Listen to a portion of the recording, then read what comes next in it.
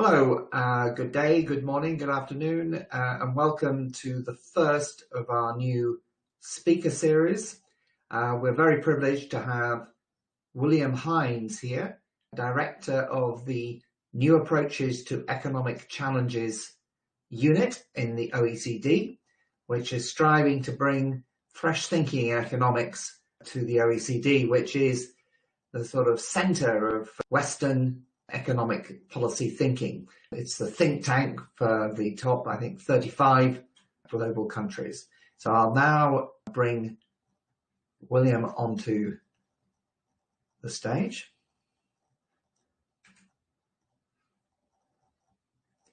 William, if you could actually switch on your camera and microphone, you should actually come onto the stage. There we go.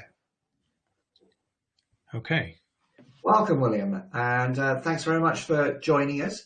I will now leave the stage to you and return later to help with the Q&A and discussion. Okay. Well, thanks very much, Henry, and thanks for inviting me. And I think it made a lot of sense to have a discussion about resilience at 8 a.m. So I think you've already demonstrated that you have some resilience. I'm going to try to share my screen. Okay. So, here we go.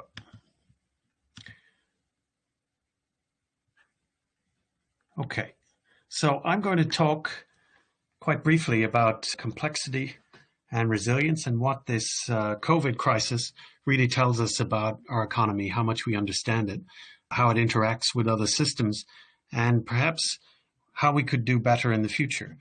And our starting point, of course, is the current context in which we're in.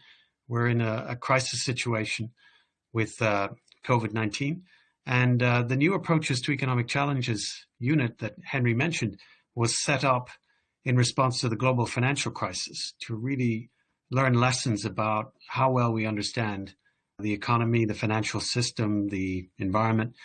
And I think one of the main implications of this work is just to demonstrate how highly interconnected all our human-made systems are, and the fact that this makes things very fragile. And to deal with these things, we actually need a new type of economics. We need to really think in terms of systems. We need to think about people, thinking about psychological resilience, how they respond to changing circumstances, how they make decisions and choices. We need to look at nonlinear dynamics, non-equilibrium social science. And we really need to engage with these things in a very interdisciplinary way if we're going to grapple with the challenges that we face. And of course, in COVID, there was an article by Tom and Friedman a few months ago on how we broke the world. And his argument was that we've basically been removing all of these man-made and natural buffers, redundancies, regulations, and norms that provide resilience and protection when these big systems, ecological, geopolitical, financial, get stressed. We've been recklessly removing these buffers out of an obsession with short-term efficiency and growth, or without thinking at all. And I think that's really where we start. And it leads us to think about, well, what is the world economy? And generally, in economics, we've often taken it as a closed equilibrium system. It's an easy way to model it, and we have these limiting assumptions. But the world economy, of course, is an extremely complex interactive system where you don't have these self-stabilizing dynamics, and you have all these interacting parts: production networks, household networks, a web of contracts, ownership patterns, where a few firms and individuals own almost everything. And this by itself just illustrates all of these interconnections, and from which failure can emerge and propagate through the system. So it's inherently intricate and interlinked. And so we need a much more complex economics to be able to grapple with this. And of course, this is by definition then a highly complex system which is going to be subject to various different types of shocks. And that's what we've been focusing a lot on in recent years. And that's why we developed a program on resilience and systemic resilience. it didn't come from economics, although the resilience as a topic was quite a high-profile topic in many ways over the last 10 years since the financial crisis. But it tended to be resilience in a very narrow way, thinking about, for example, how to build up fiscal buffers. So if we have fiscal consolidation and we have fiscal space, then we should be able to manage whatever shock comes along. But that's a very limited way of thinking about system resilience.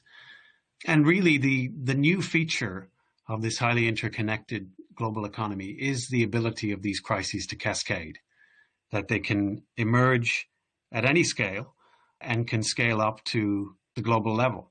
So a pandemic emerges in a city in China, but through the mechanisms of globalization and interconnection, it spreads globally within a few weeks. It's the same with financial crises. They can emerge in an emerging financial market or in an OECD economy, and then it propagates throughout the world. So we need a high degree of coordination and cooperation to manage these systems. And again, economics, I think, did privilege or put an emphasis on competition flexibility, and that if we simply get the structural policy settings right, that the market will self-organize and we'll have a system which generates growth and can be optimized. But increasingly, this is a system that needs to be managed. So all of these risks that there are, natural disasters, geopolitical tensions, cyber attacks, pandemics, there is a tendency of policymakers to focus on the trigger. You know, there's a lot of talk now about how we need to build up systems to deal with pandemics in the future. But what we would say is that these systems, it doesn't really matter what the trigger is. It's more about the system and how we manage it, how we operate it, the buffers that we build into it. And regardless of what the trigger is, you can have these cascading failures if you haven't thought about the system enough. And of course, our whole socioeconomic system has a number of overarching trends which are undermining resilience. And this is the intensification of inequality, the hypercomplexity of finance, the rise of digitalization, concentration of critical capacities and monopolization, and environmental emergencies such as climate change and biodiversity. So all of these things are undermining the ability of us to maintain a resilient system. And then, of course, they can cascade from system to system.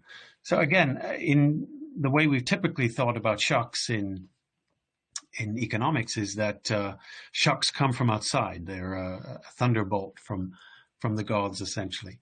And we can manage these and control these and deal with external exogenous shocks. But perhaps the ones we really need to be concerned about are the ones that emerge from the system itself, just like weather patterns. And these pictures are from Doyne Farmer from Oxford. But endogenously emerging crises are something we need to really think about. And you're probably all familiar with these three camps of economic thinking that have emerged since the financial crisis. And this is a framework that Eric Beinhocker and Nick Hanauer produced. But camp one was the economists who believe that the neoclassical framework, self-interested, rationality, equilibrium, efficient markets, that this remains sound and can answer criticisms. And most economists are trained in this way. There's a lot of human capital invested in it. We know the tools of techniques of general equilibrium modeling. So we should retain this. And that's camp one. And I think this is a relatively small camp these days, but extremely influential, especially in places like OECD. Camp two is the camp that believes we need significant reform of economics, but that we should retain the equilibrium system, the framework of camp one and the neoclassical approach. But we need to adapt it, amend it, figure out what was missing. So add more behavioral and institutional realism, more allowance for market failures, more political economy concerns, and experimentation with empirical data, etc. And I think this is really where the mainstream has gone over the last 10 years. But in a world that we've just described, which is extremely complex and interactive, this framework is still going to have limitations. So there's a camp three And this is the type of thinking that the New Approaches to Economic Challenges initiative has been really trying to promote. And I think Henry would be sympathetic to this as well. But it's a radical reframing of the field that's needed. And specifically, this means abandoning the equilibrium framework. These systems are not going to get hit by a shock and then gravitate back to an equilibrium. Were that the case, then you probably don't need to worry so much about resilience. But it's not the world we live in. It's the fact that the market mechanism is continually reorganizing, evolving, changing. And just like we think that maybe the economies are all the same and we can have similar logics and approaches, but in the natural systems, which provides a lot of inspiration for Camp 3, if you think about how changing the scale of a system changes the system and how it operates and organizes itself. So you can't just apply the same logic to an economy like Luxembourg as you do to an economy like the United States. They're very different organisms, in effect. So we can do a better job with very high degrees of behavior and institutional realism because we know who the firms are.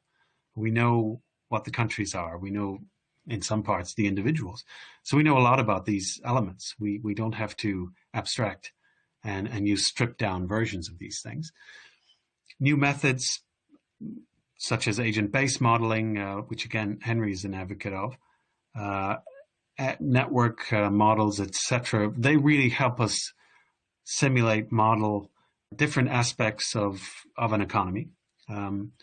Not perfect, but it has some advantages over the traditional way of thinking about things, and it can help us when it comes to simulating failure and thinking about how these things can break down. Camp 3 is extremely interdisciplinary, and it draws on a range of physical and behavioral and social sciences. I think it's still relatively not exactly in the mainstream, but just one word on the terminology of camps. Camp 1, 2, and 3 suggests that you're making your way up a mountain, and that Camp 2 are sort of steadily making their way up, and Camp 3 is really ahead. But I think based on the ideas that each camp is trying to promote, it's very likely the case that reforming economics in the way that Camp 2 is promoting, it's probably not going to lead you to Camp 3. It's doubling down essentially on an existing approach. And so the likelihood is that Camp 3 is on a different mountain. But I think it's probably a necessary change if we're really serious about things like understanding resilience and systems. This is a comparison of what we term the standard approach, although I know economists hate when we mention words like traditional, standard. But anyway, just for simplicity's sake, we'll call it the standard approach. And it's the type of ideas that we've been describing, rationality, optimization, isolation. Agents understand the economy they function in, and the focus is on efficient outcomes. If we think instead of the economy as a complex system, then individuals follow simple rules, they interact, they adapt, they're not irrational, and they don't act against their own interests.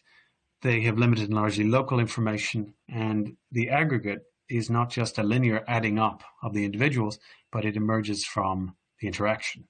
And so coordination, not efficiency, is the main problem. So in the 21st century, I think we need to move beyond this idea that we just need to make everything very flexible, competitive, labor markets, financial markets, product markets. And we need to think about coordination and managing these things. And so that leads us to the question, does that type of thinking require us to go beyond growth, which is a publication we've just released?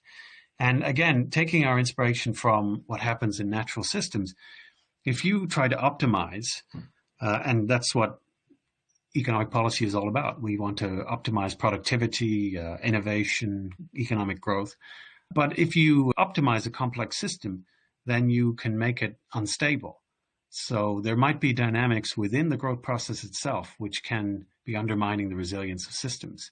And if we think about the linkages between economy and society, in trying to make the economy more flexible and competitive, we might actually be causing a lot of issues for individuals, communities, regions, which can then feed back in to the political system and then the economic choices that we make. So we've been thinking about beyond growth, and that's a rather strange place for the OECD to be, because we've been described in the past as the temple of growth and the growth conscience of our members. It's really been our organizing principle. But as we move forward, we might have to question growth. And again, the Camp 2 answer is to, well, just let's add a lot of adjectives to growth. So inclusive, sustainable, resilient, strong. And that again is trying to fix something that might actually have much wider implications for our systems. And so it's just not a matter of trying to add things in. Add in a bit of concern for society through inclusive growth, add green growth so that you can have policies which look at trade-offs and complementarities, and then can help us design policies which lead to economic growth, but also sustainability. These are incremental. I think the jury is still out on whether they really work, but it's one approach. And then the systemic challenges. So if we optimize everything, we will be subject to the types of challenges that will disrupt the system. But we also have to worry about these broad systemic cascading problems. And there's some examples here. The global financial crisis, the pandemic is an obvious one. But even thinking about the interaction of the natural world with the economic world, since the 1940s, intensive agriculture has been associated with more than 25% of all infectious diseases that emerged in humans, and more than half of all infectious disease that spilled over from animals to humans. So we need to think about these systems, the agricultural and food system, and how that interacts with everything else. Andy Haldane, of course, is a key figure in this attempt to use more complexity ideas and network systems in economics. And he had a very nice quote all the way back in 2009 when he was looking at SARS and the financial crisis. And he basically said that these are essentially different branches of the same network family tree.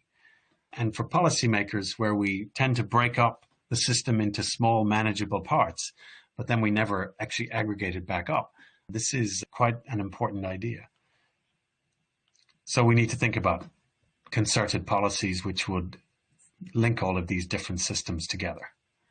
We've been working largely with the Army Corps of Engineers on systemic resilience, and although economists might not be so open to this broad version of system resilience, if your mandate is to make sure that infrastructure, bridges, roads, the internet, financial markets, if your job is to make sure those things work, then you'll pay a lot of attention to the engineering that goes into these systems and how to build the resilience. So we've been trying to apply a lot of these frameworks and ideas from engineering and system science to public policy. And just two examples of papers. This one, Bouncing Forward, a Resilience Approach to Dealing with COVID-19 and Future Systemic Shocks, is probably most relevant. But there's many different reasons why our systems can be lacking in resilience. And with the Open Markets Institute in the US, we've been looking at the international production system.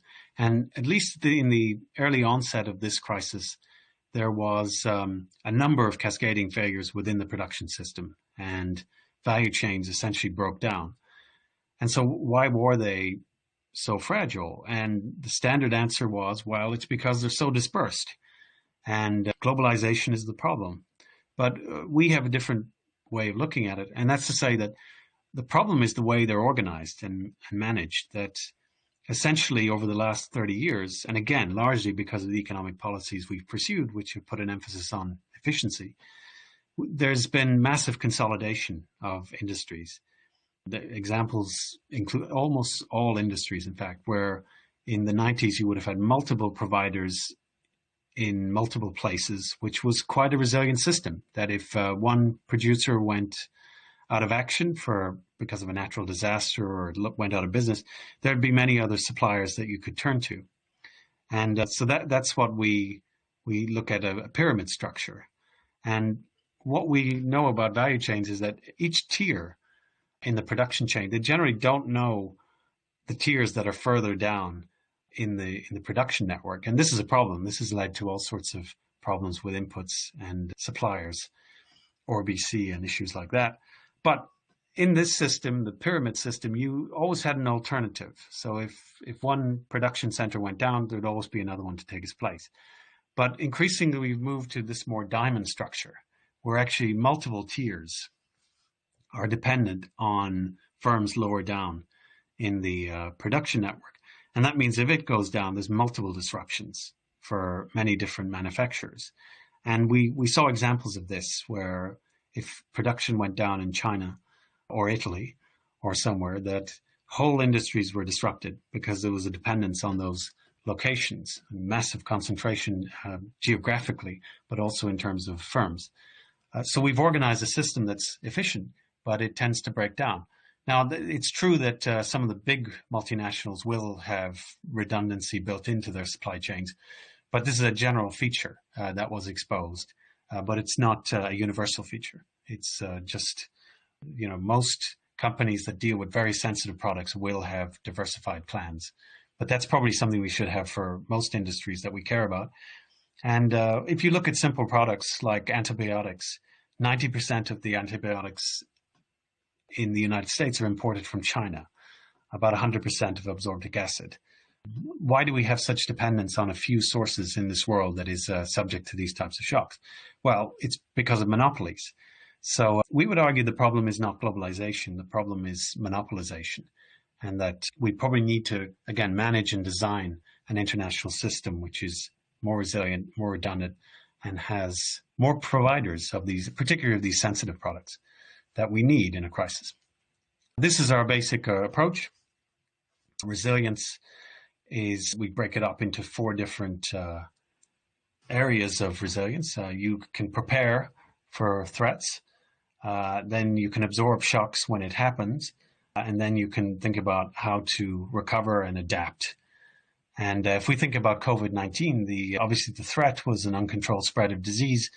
There was some preparatory steps taken, often not with a great degree of conviction, because I think it was a former Health and Human Services director that said that anything we do before a pandemic will be seen as alarmist, and anything we do after will be seen as insufficient, inadequate.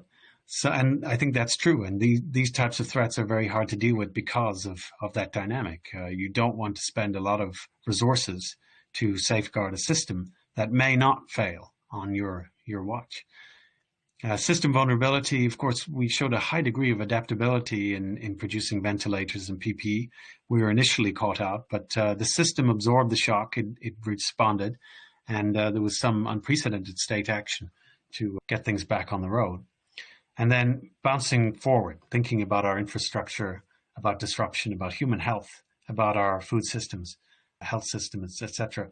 And I think that's the discussion that's ongoing now in policy. You're probably all sick to death of hearing of this idea that we're going to build back better. And that's not a simple thing, because we have really difficult trade-offs at the heart of this discussion. Take Japan, for example, which was seen to have weathered the storm of COVID very well, and its healthcare system stood up very well to the shock. And we would say then it's a resilient healthcare system. Great. But does having a resilient healthcare system compensate for decades of inefficiency? That's a really difficult question to answer. And to policymakers who have to justify decisions to the public and to politicians, to say that we're going to keep lots of capacity in reserve just in case is probably a very difficult one to justify. But COVID-19 really reveals the world that we live in. It's a multi-system challenge. And I think the threats, the vulnerabilities, and the consequences, this is still going on, and the virus will tell the story. It's not over. So we have the possibility that we can rebuild our systems and think about these issues going forward. But I think there's a lot of reasons to believe that once we get over this crisis and we get back to normal, we'll forget these longer term or more deeper issues.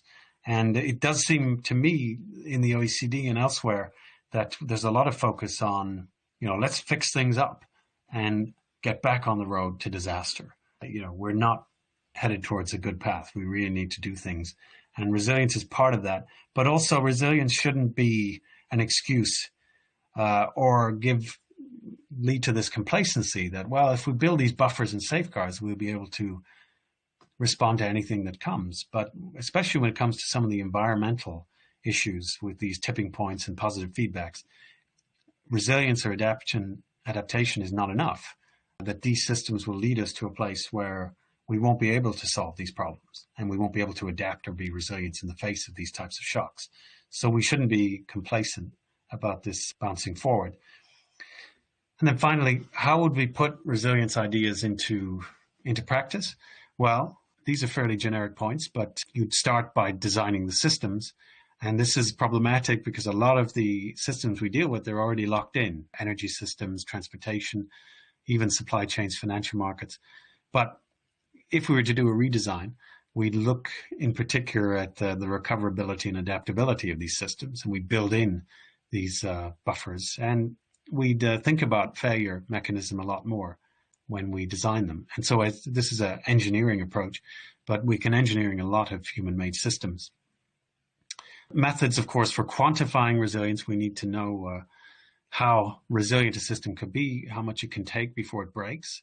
We can harden parts of the system, but again, with this systemic resilience feature, we need to think about how a shock which emerges from somewhere else might cascade into the system you're looking at. So you can't look at these system trade-offs on an individual basis. You have to think of the system as a whole. And then control system complexity where possible, manage system topology, add resource and redundancies in system crucial components to ensure functionality, and to think about what would it take to ensure that the international production system or the healthcare system continued to function regardless of the shock that it faces. And then real-time decision support tools, integrating data and automating selection. And data-driven work, real-time nowcasting, this has really been accelerated, I think, because of this crisis, where policymakers really need to know instantly what was going on. And so big data, smart data, and things like this have probably taken a leap forward, and that's part of the building back better. So I'll leave it there. And just to say that we have a conference coming up on the 9th of October called Confronting Planetary Emergencies, which will, again, think about economics, think about our systems, how to build resilience and, build back better. But I know we don't like that. But thank you very much. I'm happy to take any questions. Thank you very much, William, indeed. Can you just stop sharing your screen? That would be great. Brilliant. Well, I'm going to take we've got one question, but we've got a few more, and do vote up things as well to see which are the most popular that people are interested in. But I'm going to use my position to ask you the first question.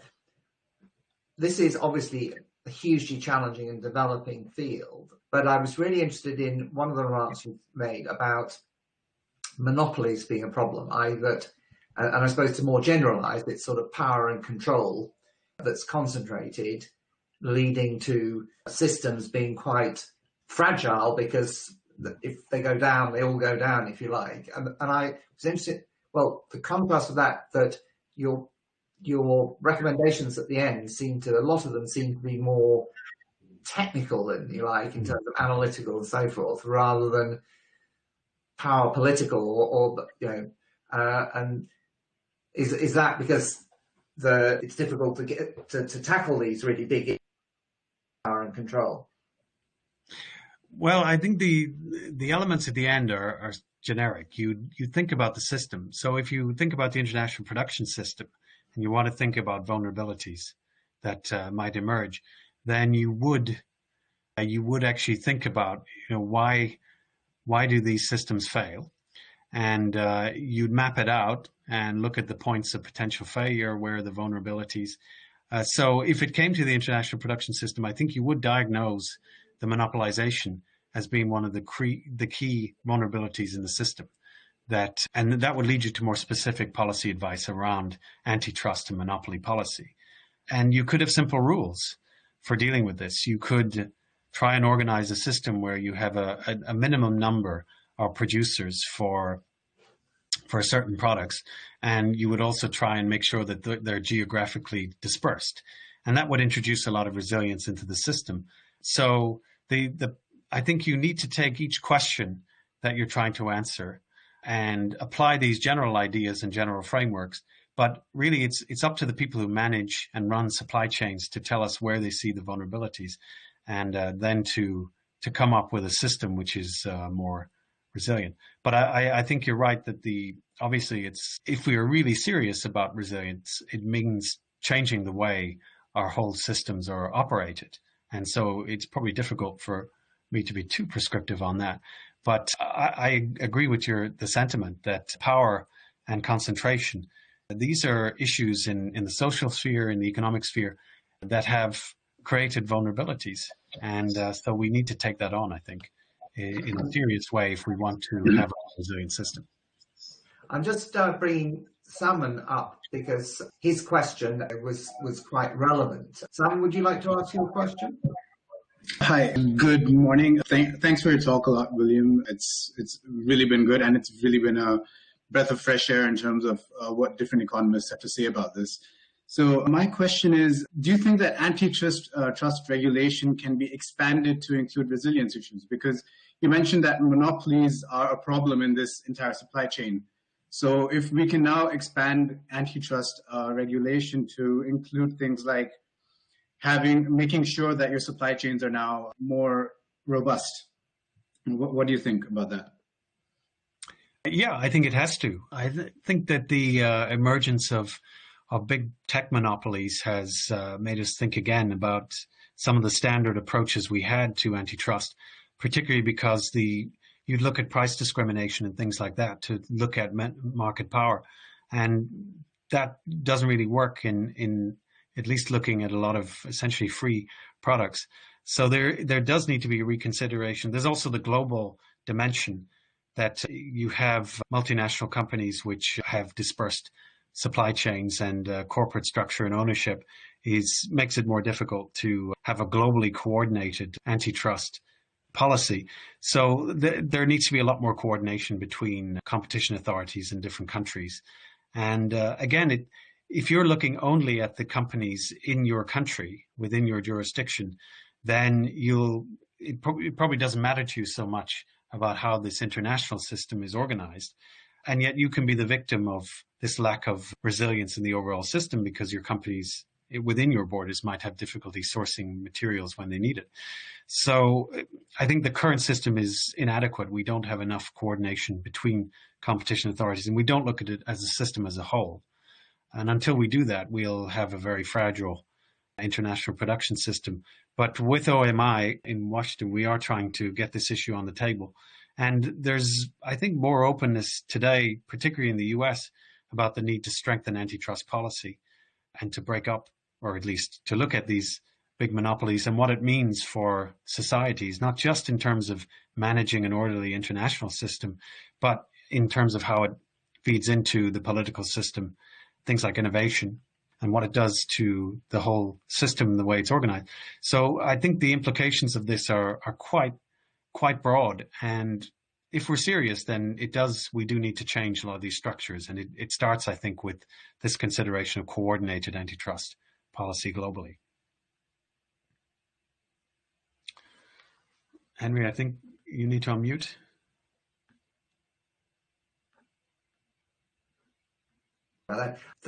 One of the things you mentioned was a pyramid organizational structure as providing better system resilience. Now, on the face of it, that looks quite hierarchical. I mean, how does that relate to the issue of equality or inequality? I mean, it still seems to suggest centralized power, doesn't it? Yeah.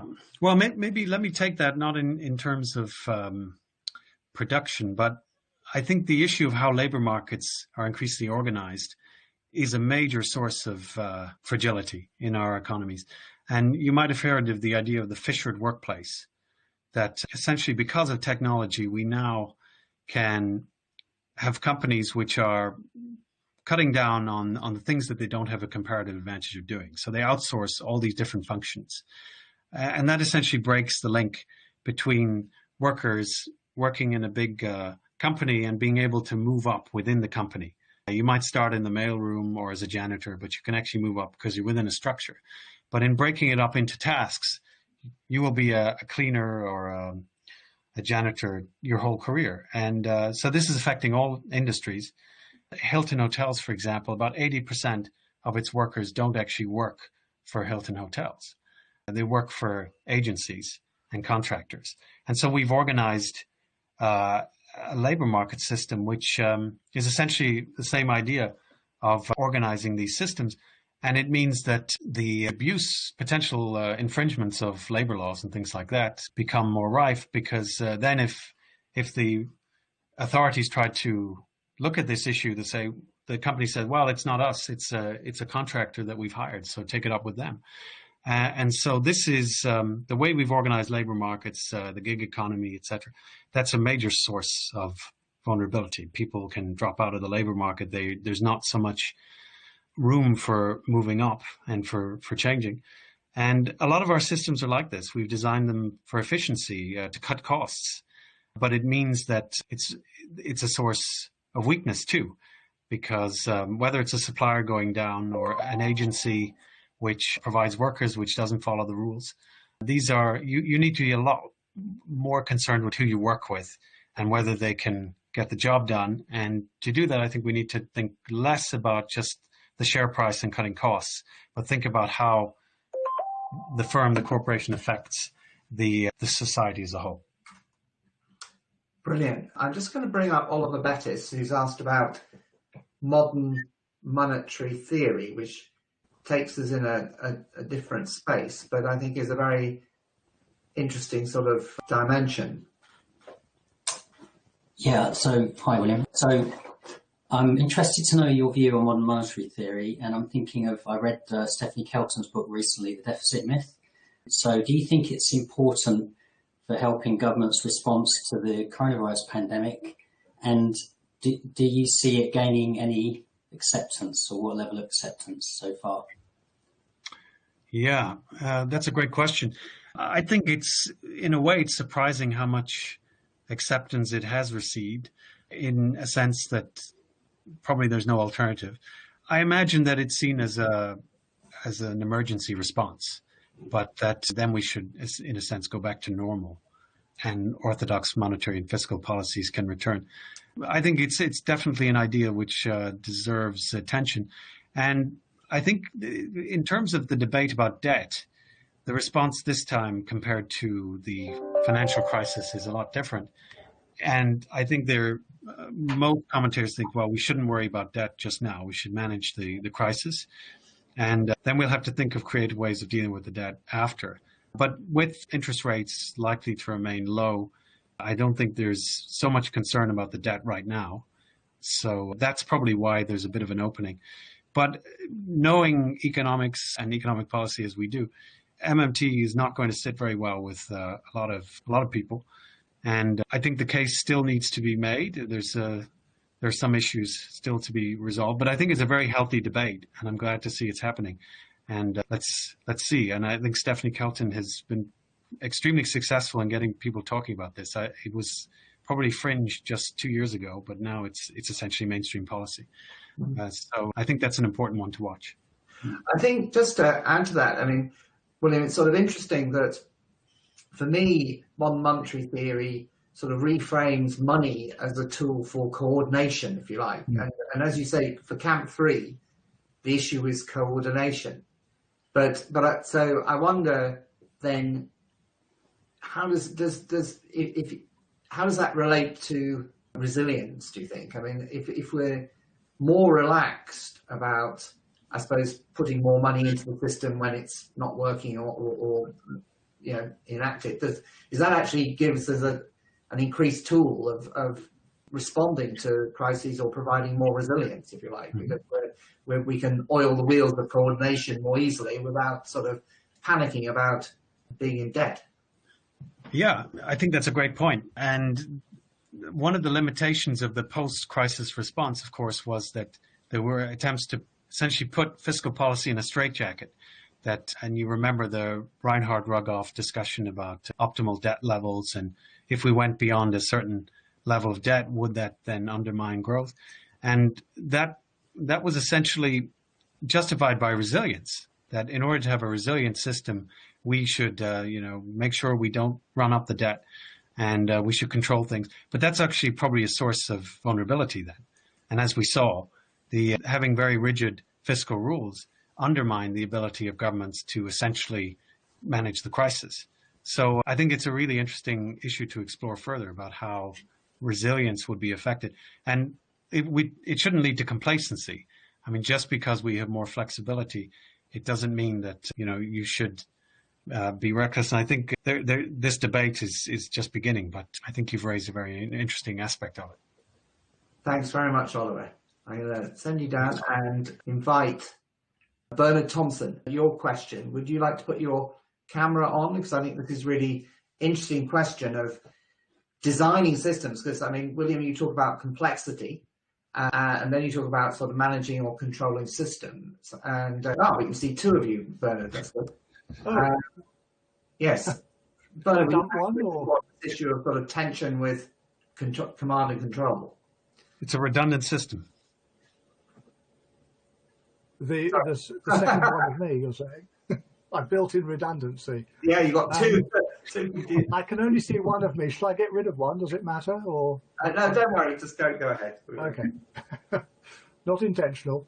Well, it appears to me that we've been sort of cheering on individual initiative, freedoms, free markets, and all the rest of it, as though it was kind of the means by which we fulfill human purpose. Then when we realize there's actually an ugly underbelly and it's corrupt and manipulated, and the free bit was just the sales pitch. On the other hand, we've had or witnessed collectively the corruption in controlled economies and the nepotism and all the rest of it. In fact, a similar kind of corruption to what we've got in the so-called free market system. And are we really just being pushed between the two and hope that the people who do the managing are decent people and not just corrupt? It doesn't look like a very good prospect for me to just hope that, well, we'll just regulate our way forward. So that's a little bit behind my question. I'm challenging it, the notion that we just need to do things that we obviously haven't been able to do so far. Yeah, I mean, one thing is that, as I mentioned, I think the way that the economy is organized nowadays and just how international, globalized, complex it's become, that we're still in a way dealing with the rules, the institutions, and the management of this global system from the 20th century. And so things need to be upgraded. We need to have a lot more coordination. And it's rules and laws across borders are difficult to design, to agree to, because there'll be winners and losers. Just look at the attempts to have taxation and digitalization, or the base erosion and profit shifting to try and tax multinationals. It's difficult to come up with agreed rules. And so there is a paradox that just as we need a more coordinated multilateral system, that multilateralism itself is fraying and there's little appetite. And in a way, it's the resurgence of national sovereignty that we see in recent times. So this isn't, I think there are things you can do, but there's little appetite. We can have a better system. And I don't think that relies on individuals and whether people are corrupt or not. If we have some sort of mechanisms for enforcing things at the multilateral level, but unfortunately, as you suggest, these things are weak. And so if we're going to, in the Friedman sense, if we're going to fix the global economy, then we need to think about the governance, the institutions and the rules and how they could be enforced. Thanks, Bernard. Thank you. Your camera and thing on Michael, if that'd be great. Just before we bring up a couple others, I just want to build on that. I mean, it's interesting that you could say that the multinational system we've had has been a source of fragility because it's created a sort of single way, neoliberalism that has dominated and created the same way of working and doing policy around the world, has actually created a lot of fragility that is the problem. And maybe, a move back to more national sovereignty could be a precursor for rebuilding a different sort of multilateralism. Yeah, I couldn't agree more. I think the idea that individual nations need to compete with one another for investment, for trade, has, because we've had that very competitive system, it's basically meant that when it comes to things which are truly global public goods, like cutting carbon and environmental issues, that we view that through the same lens of competition. So the US and Western Europe is very concerned that China has a competitive advantage in having more flexibility to reduce pollution and carbon. Same with trade rules. As a poor country, it has more flexibilities. And now, because of this essentially rich country emerging economy dynamic in the global economy, it's those competitive concerns that is basically undermining our capacity to do anything about these big global problems. And that's driven by the economic philosophy and ideas that we've followed for the last 40 years. So we need a reset, but it's a very fundamental reset that would be needed. And we really do, if we're going to deal with the problems of the 21st century, we need to manage these big global problems. And I don't think market logic is going to help us solve the climate crisis, for example. Brilliant. Bernard, are you able to switch your camera off, because we're still seeing you? And I wanted to bring up Martin and Nicolette to discuss the Camp 1 and Camp 2 debate.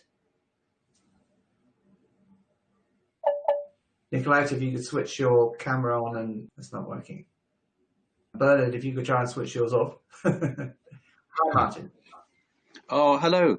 Yes, it was ever such a simple thing that occurred to me as I heard the beginning of the talk, which was, I've been very taken a little while ago when I discovered the Good Strategy, Bad Strategy book by Richard Rumelt. And I'm involved with Oliver in an exercise which we call the Economics Member Interest Group of the Institute. And it's a simple question: isn't Camp 3 simply applying the basic principles of asking what's going on here?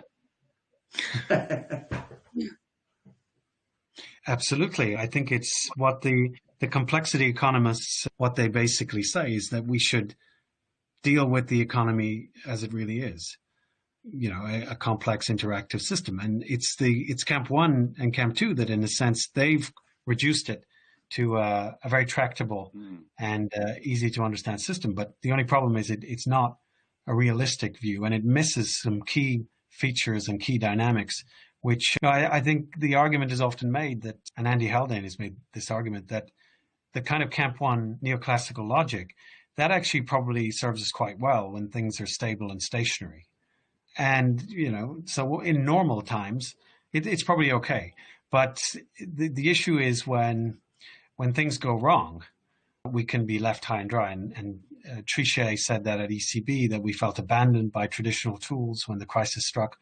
People like David Hendry have said that dynamic stochastic general equilibrium models, they're like the fire station that automatically burns down when there's a fire, which isn't very useful. So I think we need these ideas of Camp 3 to look at things, especially when they go wrong and when there's these failure dynamics. The other thing that was published quite recently, which I think is a superb piece of work, is this Managing Uncertainty book by Kay and King.